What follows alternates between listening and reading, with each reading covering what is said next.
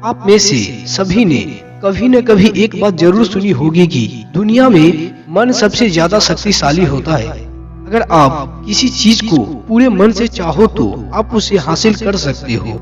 और ज्यादातर ये बात हमें महापुरुषों से सुनने को मिलता है। अगर ये सच है तो जो हम चाहते हैं वे हमें हासिल क्यों नहीं होता? जाहिर सी बात है, हमें से कोई नहीं चाहेगा कि मैं दुखी हूँ, लेकिन हम दुखी ही क्यों रहते हैं?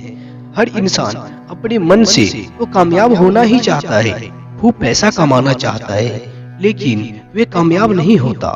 भला कोई थोड़ी न चाहेगा कि मैं कामयाब न हो, मैं पैसा न कमाऊं। सोचने वाली बात है। इसमें से दो बातें निकल के आती है। या तो वे लोग झूठे हैं जो ये बोलते हैं कि मन से चाहा चीज हासिल हो जाती है, या फिर हम गलत हैं। आज जो मैं आपको कहानी सुनाने वाला हूँ, इस कहानी को पूरा सुनने पे आपको एक ऐसा मंत्र पता चलेगा जिससे आप ये समझ पाओगे कि अपने मन से कोई भी चीज कैसे करवाई जाती है, मन में किसी भी बात का बीज कैसे बोई जाती है। ये सभी आपको ये कहानी से अच्छे से समझ में आ जाएगा। ये कहानी छोटी सी है पर बहुत गहरी है। ध्यान से सुनिएगा। एक बार की बात है, एक आदमी जीवन में सिर्फ दुखी थे। वे जो भी काम करना चाहता, बेचारे का काम पूरा ही नहीं होता। घर में आता तो घर में कलेश बना रहता। लोगों से मदद मांगने पे भी उसे कोई मदद नहीं मिलता। ऐसा लग रहा था कि चारों ओर से दुख का पहाड़ उसी पे टूट पड़ा है। उसे समझ नहीं आ रहा था कि मैं इस दुखों से बाहर कैसे आऊं। वे दिन रात बस यही सोचता रहता, इन दुखों से छुटकारा कैसे पाऊं। इसी कारण वे रात को सो भी नहीं पाता था। उसके आंखों के नीचे भाग पूरी तरह से काला हो गया था, जिससे पता चल रहा था कि वे इंसान कितनी दुखी और चिंतित है। कभी कभी तो उसके मन में आत्महत्या करने का भी ख्याल आता था। अपने परिवार के लिए चिंता करके वे कदम नहीं उठाता था। फिर उसने एक दिन निर्णय लिया कि वे इस दुखों से छुटकारा पाकर रहेगा। इसके लिए चाहे उसे कितना भी मेहनत क्यों न करना पड़े, वे कुछ भी करने को तैयार था। चाहे हमें अंगार पे ही क्यों न चलना पड़े, लेकिन इन दुखों से छुटकारा पाकर ही रहूंगा। ऐसा ही उसने एक दिन एक मित्र से पूछा कि मैं अपने जीवन में कैसे सुधार लाऊं, कैसे। उसके मित्र ने उसको बताया कि तुम किसी बाबा के पास जाओ। बाबाओं के पास ऐसा मंत्र होता है जिसे सारे दुख मिट जाते हैं, जीवन खुशियों से भर जाता है और धन संपत्ति भी हासिल हो जाता है। तुम ऐसे ही किसी बाबा को ढूंढ लो। उस आदमी के मन में ये बातें पूरी तरह से पक्की बैठ गई कि कोई बाबा ही मेरा दुख दूर कर सकता है। इसीलिए उसे जो भी बाबा के बारे में पता चलता तो वे उस बाबा के पास पहुंच जाता, उस बाबा को अपनी समस्याएं बताता और उससे उसका समाधान पूछता और कहता कि बाबा, मैं कुछ भी करने के लिए तैयार हूँ, लेकिन मेरी इन समस्याओं से छुटकारा दिलवा दीजिए। आप जो कहोगे मैं वो करूँगा, लेकिन मेरे जीवन को सुधार दीजिए। बाबा उसको कुछ टोने टोटके बता देते थे करने के लिए, और बदले में उससे दान दक्षिणा ले लेते थे कि ये टोने टोटके करने के बाद आपके घर में सुख शांति बनी रहेगी, बस इसे पूरे विधि और विधान के साथ करना। वे आदमी भी टोने टोटके को पूरे विधि और विधान के साथ करता था, लेकिन बहुत टोने टोटके करने पे भी उसके घर में कुछ बदलाव नहीं आया। यहाँ की उसका जीवन और दुखी हो गया। जो भी बाबा उसको टोना टोटका बताता, वे उससे ढेर सारा दान दक्षिणा ले लेता था, जिससे उसका धन भी धीरे धीरे खत्म हो रहा था। इससे उसके जीवन में दुख और ज्यादा बढ़ गई। तब उसे लगा कि बाबा के पास जाने से तो मेरे जीवन में और दुख बढ़ते ही जा रही है। अब मुझे क्या करनी चाहिए? बाबा के पास जाऊं या ना जाऊं? फिर उसे एक दिन एक आदमी ने बोला, तुम अपने घर में सुख शांति के लिए हवन करवाओ। हवन के बाद आपके घर से बुरी ऊर्जा बाहर चली जाएगी, घर में सुख शांति आ जाएगी। उसने किसी पंडित को बुलाकर पूरे विधि विधान के साथ अपने घरों में हवन करवाया। हवन पूरी तरह संपन्न हुआ। बदले में पंडित भी अच्छे दाम दक्षिणा ले लिया। उसके बाद वे वहां से विदा हो गया। लेकिन कुछ दिनों के बाद उस आदमी को महसूस हुआ कि उसके जीवन में अभी भी कोई बदलाव नहीं आया है। वह आदमी अब पूरी तरह से दुखी हो गया और ज्यादा परेशान हो गया। अब तो उसे लगने लगा था कि मेरे जीवन में से दुख कभी खत्म ही नहीं होगा, और यही सोच सोच कर वे आदमी का बुरा हाल हो गया। फिर एक दिन उसे एक ऐसा बौद्ध भिक्षु के बारे में पता चला जो जीवन के समाधान बताने के लिए कोई भी दाम दक्षिणा नहीं लेता था।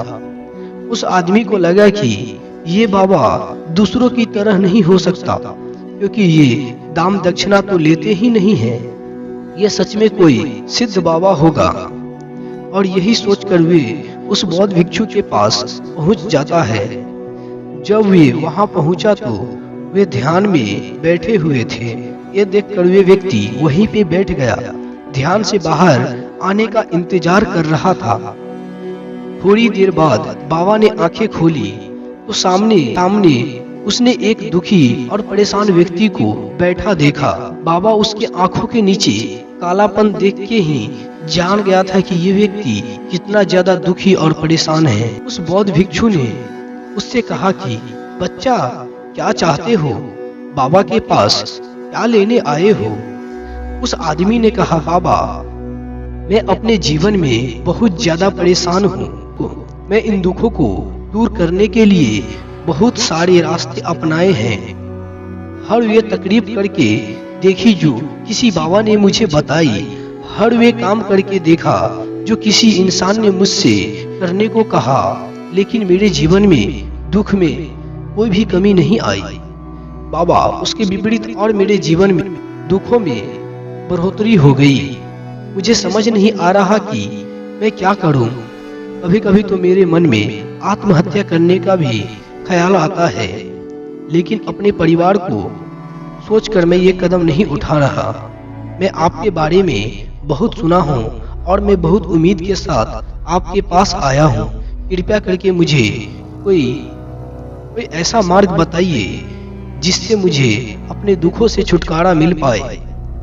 मैं अपने दुखों से छुटकारा पाने के लिए कुछ भी करने को तैयार हूँ। आप मुझे कोई भी रास्ता बताएं, चाहे वे कितना भी कठिन क्यों न हो, मैं उसे करने के लिए तैयार हूँ। मैं उसे पार करके रहूंगा।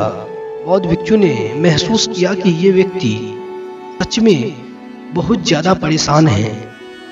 बाबा ने उसकी बात सुनकर कहा कि बच्चा, दुखों को दूर करने के लिए मंत्र ऐसे ही नहीं मिलते। मंत्र पाने के लिए कुछ करना पड़ता है। तुम कुछ कर सकते हो?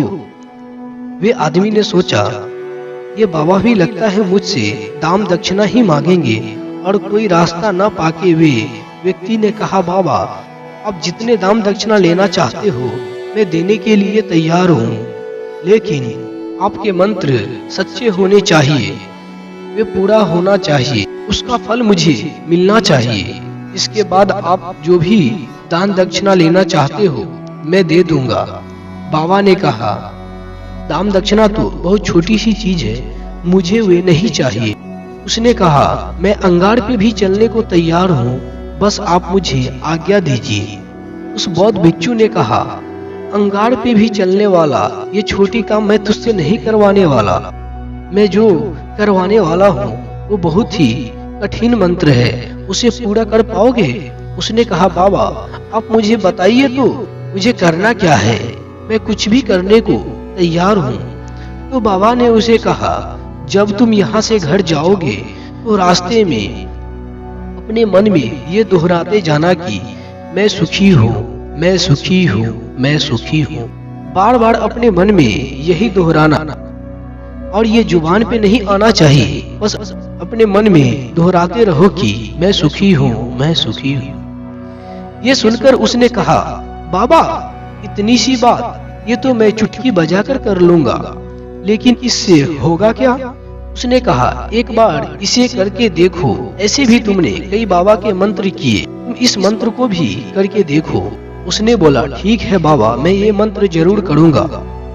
वे आदमी ये कहकर वहाँ से उठकर चलने लगा, लेकिन जैसे ही वे 2 कदम चला तो पीछे से उस बौद्ध भिक्षु ने उसे बोला कि बच्चा, एक बात याद रखना, जब तुम ये मंत्र अपने मन में दोहराओगे तो तुम्हारे मन में बंदर का विचार नहीं आना चाहिए, बंदर का ख्याल नहीं आना चाहिए, तो ही ये मंत्र सिद्ध होगा। वे आदमी बोला, मुझे आज तक बंदर का कोई विचार नहीं आया, तो अब क्यों आएगा?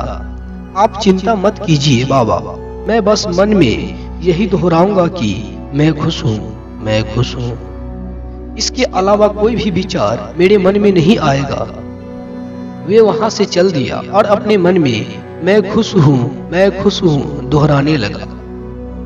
वो दोहराते हुए थोड़ी दूर चला था कि उसके मन में अचानक बंदर का ख्याल आ गया। एक बार आया और चला गया, लेकिन उसने सोचा, आज तक मुझे बंदर का कोई ख्याल नहीं आया और ये आज क्यों आ गया?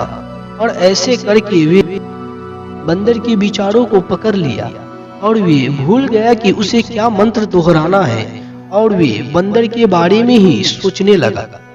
जब थोड़ी देर बाद उसे फिर होश आया तो फिर से वे वही मंत्र दोहराने लगा जो बाबा ने उसे बताया था, मैं खुश हूँ, मैं खुश हूँ। लेकिन अचानक से उसके सामने एक बंदर दिखा और ये देख में फिर से बंदर का विचार उठ गया और वे अंदर से उस विचार को बाहर फेंकना चाहता था। वे चाहता था कि किसी भी तरह मेरे अंदर उस बंदर का विचार न आए, लेकिन उसके सामने तो बंदर ही दिख गया। ऐसे ही किसी तरह वे घर पे पहुंचा। घर पे पहुंचने के बाद वे अपने पत्नी से कहा, ए बंदरिया, मुझे खाने में बंदर परोस दो। जब उसे एहसास हुआ कि वे क्या बोल दिया तो उसने अपना सिर नोचने लगा, दीवार पे सर पीटने लगा और बोलने लगा, आज तक मुझे बंदर का कोई ख्याल नहीं आया और मुझे ये आज क्या हो गया कि मुझे बस बंदर ही बंदर नजर आ रहा है। ये कैसी माया है? यही सोच सोच कर वे आदमी रात भर नहीं सो पा रहा था, बस करवटें बदल रहा था और सुबह उठकर वे सीधे बाबा के पास पहुंच गया और उसके चरणों में गिरकर कहा कि बाबा, पता नहीं क्या चमत्कार हो रहा है, आज तक मुझे बंदर का कोई विचार नहीं आया। जब से आपने मुझसे कहा कि बंदर का ख्याल नहीं आना चाहिए, तब से मुझे हर जगह बंदर ही बंदर नजर आ रहा है। उसने कहा, आपके पीछे पेड़ पे भी मुझे बंदर दिख रहा है, ये हो क्या रहा है? ये सुनकर बाबा हंसने लगे और बोले, बच्चा, मन का जाल एक ऐसा जाल है जिसे समझ पाना इतना आसान नहीं है। बंदर तो तुम्हारे रास्ते में पहले भी आते थे जब तुम मेरे पास आए थे। जब तुम मेरे पास आए थे तो इन्हीं पेड़ों पे ये बंदर घूम रहे थे। तब तेरे ध्यान में ये बंदर नहीं था, तब तेरे ध्यान में सिर्फ तुम्हारा दुख था। इसके बाद बाबा ने उसे बताया कि बच्चा, हम जिस चीज को भी दूर भगाना चाहते हैं वही चीज मेरे मन में गहरे से प्रवेश हो जाती है और हमें एहसास भी नहीं होता। इसलिए तुम दुखों से छुटकारा पाना चाहते हो तो दुखों से छुटकारा पाने के बारे में सोचना बंद कर दो, तुम्हें दुख से छुटकारा मिल जाएगा। अक्सर आप देखते होंगे कि हम किसी भी गंदी आदत को छोड़ना चाहते हैं, जब हम कल होके देखते हैं तो हम वही काम करने लगते हैं। ये इसलिए होता है क्योंकि हम किसी भी चीज को छोड़ना चाहते हैं तो हम उसकी विशेषताएं को बढ़ा देते हैं। हमारा मन जिस चीज के बारे में जितना सोचेगा, हमारा मन उतना ही उस चीज के पीछे भागता है। हमें उस चीज से लड़ना नहीं है, बल्कि बिना सोचे गुजर जाना है। अगर हम इस मंत्र को समझ लेते हैं तो हम अपने जीवन में जो भी पाना चाहते हैं उसे अपने अंतर मन में डाल सकते हैं और एक बार वे हमारे अंतर मन में बैठ जाता है तो फिर सफलता पाने में कोई समस्या नहीं होती है।